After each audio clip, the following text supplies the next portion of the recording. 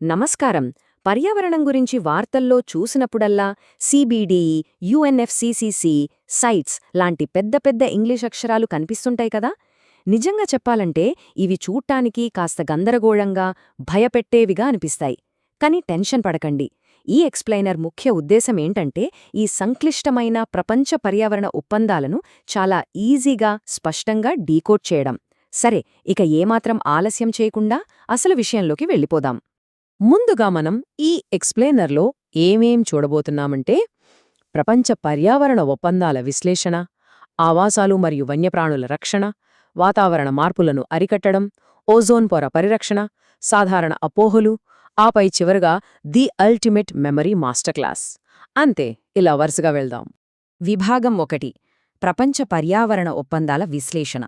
ఇక్కడ కనిపిస్తున్నది చాలా ఇంట్రెస్టింగ్ టేబుల్ అండి. ఇది ఒక క్విక్ రివిజన్ టేబుల్ లాంటిది. ఈ ఎక్స్ప్లెయినర్ మొత్తం సారాంశం ఒకే ఫ్రేమ్లో మనకు కనిపిస్తోంది. చూడండి, మనం చర్చించబోయే 8 ఒప్పందాలు, వాటి ప్రధాన లక్ష్యాలు ఇక్కడున్నాయి.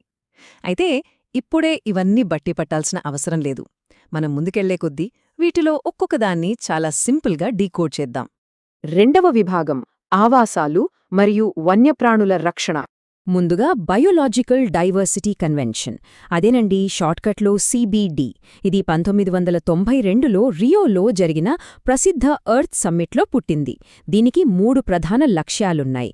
అవేంటంటే జీవవైవిధ్య సంరక్షణ, దాన్ని తెలివిగా వాడుకోవడం, దాని ద్వారా వచ్చే లాభాలను అందరికీ సమానంగా పంచడం. దీన్ని సులభంగా గుర్తుపెట్టుకోవడానికి ఒక చిన్న మెమరీ ట్రిక్ వాడదాం. సిబిడి అంటే కన్జర్వ్ బయోడైవర్సిటీ అని మైండ్లో ఫిక్స్ చేసుకోవాలి. సింపుల్ కదా. ఇక 1973లో వచ్చిన సైట్స్ ఒప్పందం అంతర్జాతీయ వన్యప్రాణుల వ్యాపారాన్ని ఎలా కంట్రోల్ చేస్తుందో ఇక్కడ చూద్దాం. ఇందులో 3 కేటగిరీలు లేదా అపెండిక్స్లు ఉన్నాయి. ఉదాహరణకు అపెండిక్స్ 1లో ఉన్న పులుల లాంటి జాతులను అసలు కొనడం, అమ్మడం పూర్తిగా నిషేధం. ఇక అపెండిక్స్ 2లోని పగడపు దిబ్బల వ్యాపారానికి కఠినమైన రూల్సుంటాయి. ఈ ఒప్పందం వన్యప్రాణుల వ్యాపారాన్ని ఎంత పకడ్బందీగా అడ్డుకుంటుందో ఇది చూస్తేనే మనకర్థమవుతుంది. ఇప్పుడు 1971లో ఇరాన్లోని రామ్సర్ నగరంలో కుదిరిన రామ్సర్ కన్వెన్షన్ గురించి మాట్లాడుకుందాం. ఇక్కడ మనం ఖచ్చితంగా గుర్తుంచుకోవాల్సిన విషయం ఏంటంటే ఈ ఒప్పందం పూర్తిగా చిత్తడి నేలలు అంటే వెట్లాండ్స్ రక్షణకు ఉద్దేశించింది. మన భారతదేశంలో అతిపెద్ద రామ్సర్ సైట్ అయిన సుందర్బన్స్ దీనికి ఒక అద్భుతమైన ఉదాహరణ. సో రామ్సర్ అనే పదం వినగానే వెంటనే చిత్తడి నేలలు గుర్తుకు రావాలి. ఈ వన్యప్రాణుల బకెట్లో మన చివరి ఒప్పందం సిఎంఎస్ అంటే కన్వెన్షన్ ఆన్ మైగ్రేటరీ స్పీషీస్.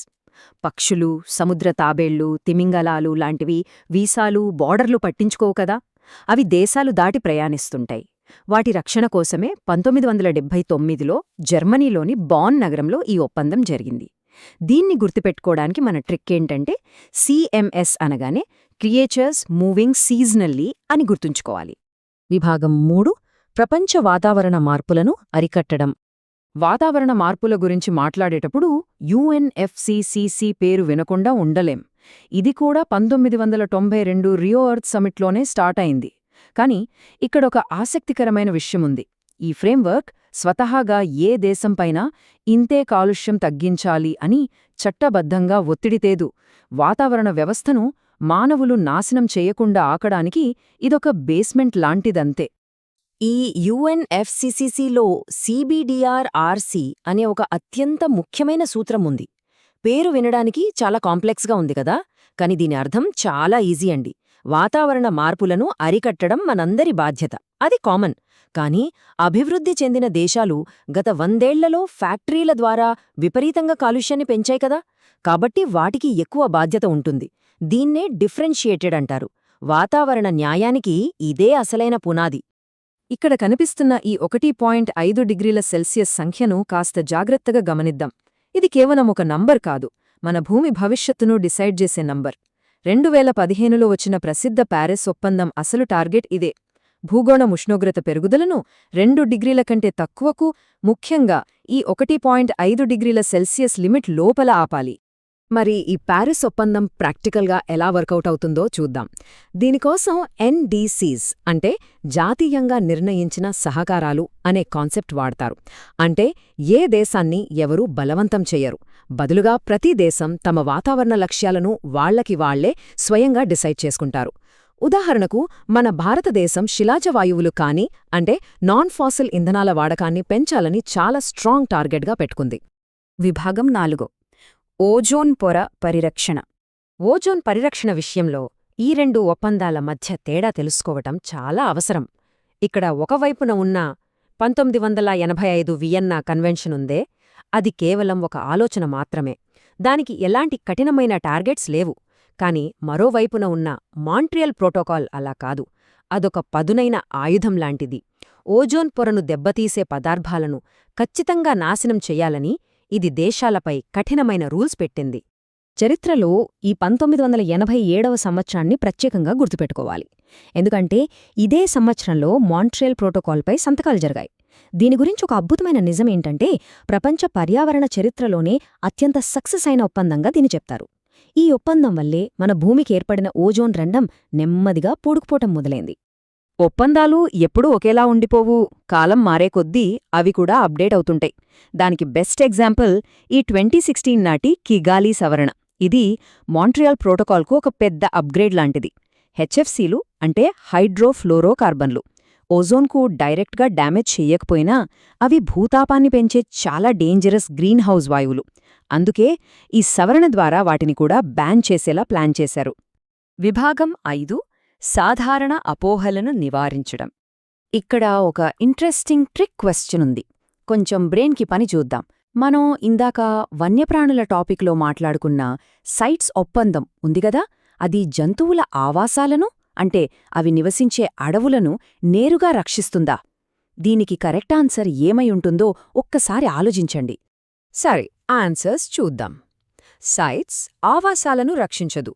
అది కేవలం జంతువుల అంతర్జాతీయ వ్యాపారాన్ని మాత్రమే ఆపుతుంది. అడవులను రక్షించేది వేరే చట్టాలు. అలాగే వియన్నా కన్వెన్షన్ చూస్తే అదొక ఫ్రేమ్వర్క్ మాత్రమే. మాంట్రియల్ ప్రోటోకాల్ లాగా దానికి ఎలాంటి చట్టబద్ధమైన టార్గెట్స్ లేవు. ఇలాంటి చిన్న చిన్న విషయాల్లోనే కన్ఫ్యూజ్ అవుతుంటాం.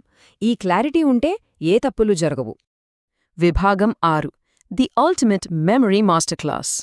ఇప్పుడు చాలా ఫాస్ట్గా ఒకసారి రివిజన్ చేద్దాం. సిబిడి అనగానే మనకు వెంటనే బయోడైవర్సిటీ గుర్తురావాలి. యుఎన్ఎఫ్సిసిసి అంటే క్లైమేట్ చేంజ్ ఫ్రేమ్వర్క్. ఇక సైట్స్ గురించి అడిగితే వన్యప్రాణుల వాణిజ్య నియంత్రణ అని టక్కున చెప్పేయాలి.